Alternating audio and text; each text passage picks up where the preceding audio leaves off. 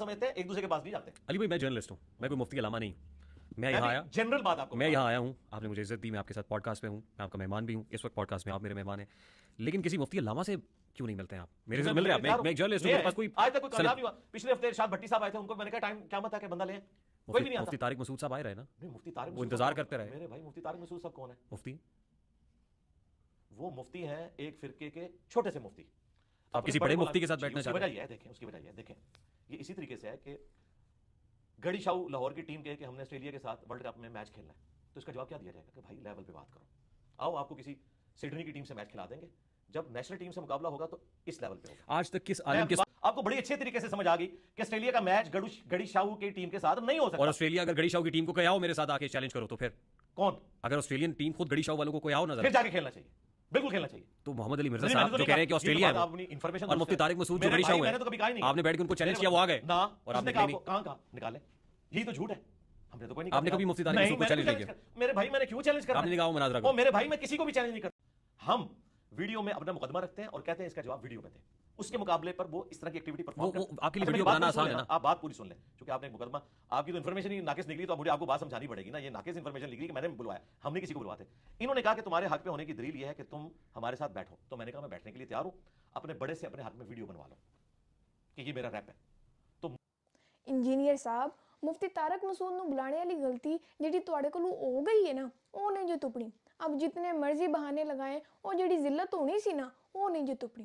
अब शुगल बनाएं कि गड़ी शाहू और ऑस्ट्रेलिया जितना मर्जी घुमाने की कोशिश करें। और अगर आपका लेवल सब्सक्राइबर्स है ना, तो सब्सक्राइबर जनाब आपके अब 3 मिलियन हुए हैं, उनके 5 मिलियन होने वाले हैं। 2 मिलियन का फ़र्क है मिर्ज़ा साहब। और ये ऊंचा बोल के आपकी तहकीक नाकिस है, विच ना बोलो और मैनू गल करन दियो, आप तो जाहिल है ना। अगला बंदा बेचारा चुप कर जाता है कि अब क्या मैं इसके साथ पॉडकास्ट करने आया हुआ हूँ और यहाँ लड़ाई करके बैठ जाऊँ। और अगला बंदा आपका हर क्लिप लिख के नहीं बैठा होता कि जो भी बात निकल आए दिखाओ जी दिखाओ, फ़ौरन से अंदर झूठ बोल देते हैं कि दिखाओ। वो तो चुप कर गया था, मैं आपको दिखाती हूँ। आपने खुद कहा कि मैं आना चाहता हूँ जेलम। जनाब हम आपको वेलकम करते हैं यहाँ पे, आप तशरीफ लाएं और मेहरबानी करके मुफ्ती तकी उस्मानी साहब हाफिज़हुल्लाह ताला से टाइम लें, उनको साथ लेकर आएं, क्योंकि मैं उनकी पर्सनली इज्जत करता हूँ, ताकि मामला क्लियर हो जाए। और ये मैं शर्त नहीं रख रहा, अगर बड़ा नहीं भी आता आपके साथ, मुफ्ती साहब तशरीफ लें, आप अकेले ही आ जाए, अपना कैमरा मैन भी बेशक ले आए आप, और आप लाइव वीडियो चलाना चाहते हैं चलाएं, उसूल पे बात करें, मैं तैयार हूँ। ये सुन लिया आपने। अब इससे पहले का बताएं मिर्ज़ा साहब कि आपने मुफ्ती तारिक मसूद को बोला हो कि अपने बड़ू से वीडियो बनवा के लाओ।